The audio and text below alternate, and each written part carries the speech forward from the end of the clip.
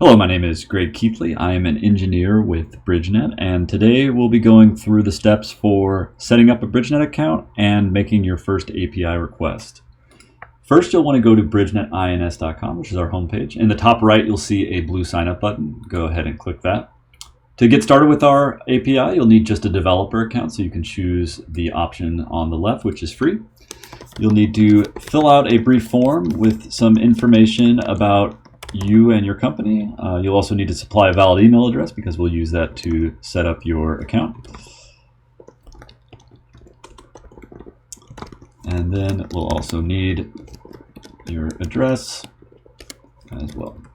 A brief description about what you're looking to do, accept the terms, and click register. Once you do that, you should shortly thereafter receive an email with further instructions for setting up your account, including a link to set up the password for your account. So go ahead and set up a password, hit submit, click login, and now using the email and the password that you just set up, you can log in and you'll now find yourself in the BridgeNet member dashboard, which is where you'll be able to monitor activity on your account, manage billing, and other information. If you click the link at the very top of the list, API members, that's where we'll need to go to get our API credentials. So we'll need both the username and the API secrets. You'll see the username is here and visible. The API secret will need to be generated the first time you use the API. And once we generate it, we'll show it to you exactly once, so it'll be your responsibility to store that somewhere secure. So we'll go ahead and generate that. And now the next thing we'll need to do to use our API credentials is we'll need the Postman workbook. So we'll go to docs.bridgenetins.com, which is our API documentation. And in the top right, you should see an orange Run in Postman button. If you click that, it will prompt you to download the Postman workbook into your Postman. And it should look something like this.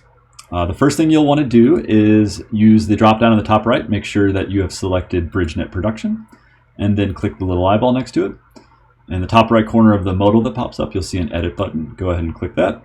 And then you'll see a number of blank fields here. So we only need to worry about setting the values for the API username and API password fields. And we will do that using the credentials that we just got from our dashboard. And so we'll take the username and then the secret will go into the password field and we'll hit update. So before we can make any requests, we will need to retrieve an authentication token.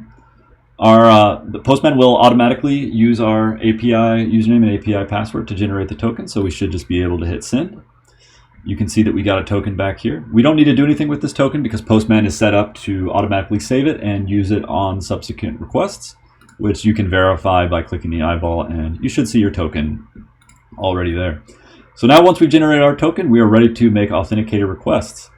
So to make a auto insurance quote request, we just go to quote request and create quote request, and we should be able to send over the default request, get back a 200 response, and you can see an ID here. Normally we would need to use this ID to retrieve our results, but again, Postman is set up to automatically save that information, so we can actually just go to quote request results, get quote request results, and it should automatically make the request using our most recent quote request ID.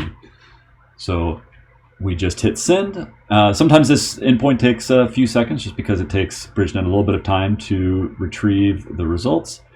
And once you do that, you should see here a premium along with some coverage information for your request.